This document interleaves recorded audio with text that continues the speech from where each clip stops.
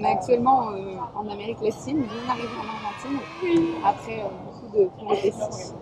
Ouais, jusqu'à 30 heures de porte à porte, ouais. C'était long. C'était bon. Donc tout ça a commencé au moment où j'ai pas reçu mes résultats de mon test PCR. Donc heureusement qu'on s'est rendu compte que pour partir aux États-Unis, il suffisait d'un test antigénique. Non, mais parce qu'elle raconte mal. On a quand même pris notre temps, donc on s'est rendu compte, mais à 23h. Oui. Voilà. Donc on cherche une pharmacie de garde, on appelle pour être sûr qu'ils font bien les tests. Je passe mon test, 15 minutes après j'ai les résultats, enfin. Donc on savait déjà que je pouvais aller jusqu'aux États-Unis. Donc jusqu'à Houston. Ce qu'on fait 3 escales en tout. Houston, je rappelle, c'est quand même dans le Texas, pour resituer le contexte, donc c'était pas non plus hyper positif. Mais bon. Évidemment.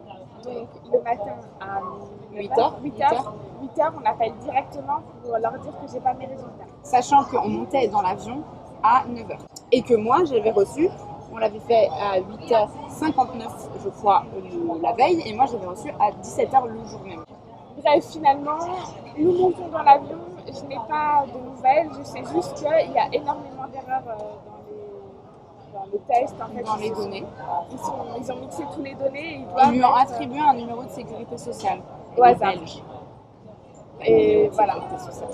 Du coup, il fallait en fait remettre les données à jour et les faire revalider. Et donc, dans un premier temps, Pauline a demandé gentiment, avant de dire que ce n'était pas à elle de payer l'incompétence générale du système de santé français. On est parti comme ça en prenant le premier vol de 8h. Voilà, première étape. Voilà. Et on ne savait pas du tout si en arrivant là-bas, donc aux États-Unis, si j'allais avoir les résultats ou pas. On n'avait aucune idée. Donc on a réservé, on a pris un rendez-vous pour passer un test PCR aux États-Unis où on avait les résultats en 30 minutes qui coûtaient $200. Voilà. Mais finalement, en arrivant là-bas, j'ai reçu les résultats. On fait vite la déclaration, tout se passe bien, on est vraiment en ordre de chez en ordre. On a tout vérifié, tout est OK. On prend donc le deuxième avion. Et du coup, voilà, on arrive à Houston. Dans le Texas profond. Donc déjà, pour un peu l'ambiance, on cherche une autre porte et là on se rend compte que c'est à l'autre bout du monde, mais vraiment l'autre bout. Je pense qu'on a dû marcher franchement sans rire au moins plus d'1 kilomètre dans l'aéroport. Et donc on arrive, on voit des gens un peu de Orange County, enfin, c'était vraiment en mode très américain, on comprenait rien, ils partaient en mission en Antarctique, vraiment c'était what the fuck déjà. Et donc on se met dans une queue sans savoir pourquoi. Oui, parce qu'on a oublié de vous rappeler, de vous expliquer un truc, c'est qu'en fait le dernier billet, on avait le billet, mais on n'avait ni porte d'embarquement, ni numéro de siège. Le temps passe. On a fait au moins 1 heure. Ah ouais. Parce qu'en fait, au moment où on devait décoller, on était encore dans la file. Voilà. Du coup, on arrive chez cette petite madame très occupée, très occupée, qui n'était pas contente parce qu'on n'avait pas imprimé nos papiers. Je pense premièrement déjà. Et deuxièmement, elle n'était pas très contente parce qu'on n'avait pas de passeport argentin. Là, elle était obligée de faire des papiers. Ça l'énervait vraiment. Foncièrement, c'était comme ça. Et là, on a passé 30 minutes de bataille de regard. Au comptoir. Vraiment, on sentait qu'elle nous insultait profondément. Et donc, elle nous demandait des documents. On lui passait le document. Elle nous coupait la parole et elle s'arrêtait en cours de lecture. Elle parlait avec d'autres personnes, d'autres membres de l'équipage. Elle riait, clairement, en faisant des blagues en espagnol. Et puis elle revenait et nous redemandait le même papier. Donc c'était un peu en groupe, c'était répétitif. Ouais. Et donc on a dit, mais la madame nous dit bien de faire attention et de préparer les papiers parce qu'en Argentine, il y a encore la douane à passer. La douane argentine à passer. Et on n'a rien compris à la douane. Voilà. La première rencontre avec le premier Argentin, le problème c'est que leur accent, on ne comprend rien. Donc à l'heure actuelle, on n'a toujours pas compris sa phrase. On a juste montré notre formulaire parce que c'était ça. Voilà.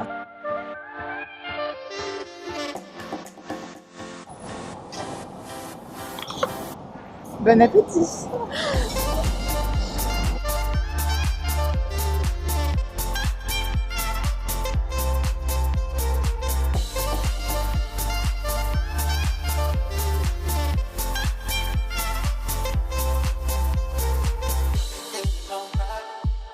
Feeling alright.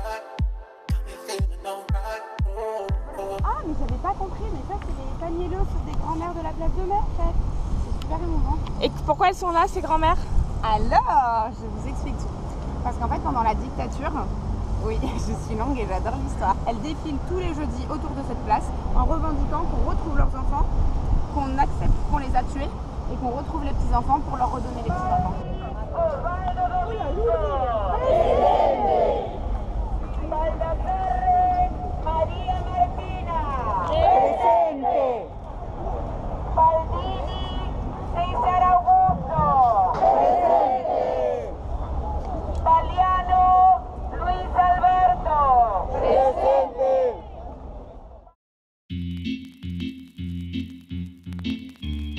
I'm sorry.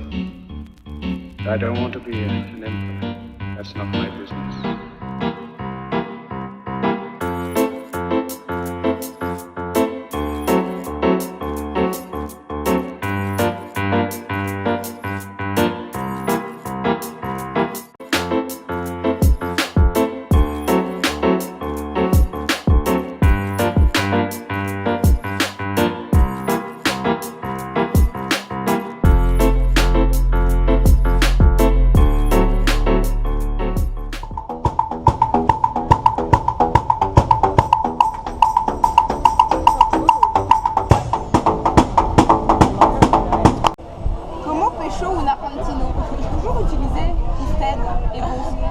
Très important, c'était donc la minute qui dure.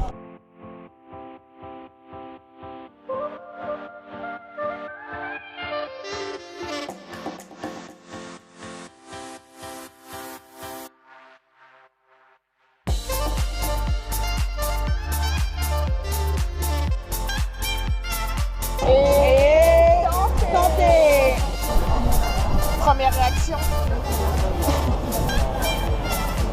Pas concluant. Et la deuxième, une bière au café. C'est pas bon. On va affoler. Mangue. Toi tu gardes mangue, je garde café. Puis on là-bas là. Et nous avons décidé de changer de place. Pourquoi? Ça se voit pas à la caméra. C'est pas mouillé, ça se voit pas à la caméra. La famille, je vais vous annoncer un truc, j'ai domestiqué une loupe, elle s'est posée et tout. Elle m'a regardée. On s'est regardé. Elle t'a regardé. Tu l'as regardé. Elle m'a regardée, on s'est regardé. Vous vous aimez. Ça y est, Tu me quieres. la gueule. La quiero. La gueule. Tu vas me dire Vita, c'est Vita.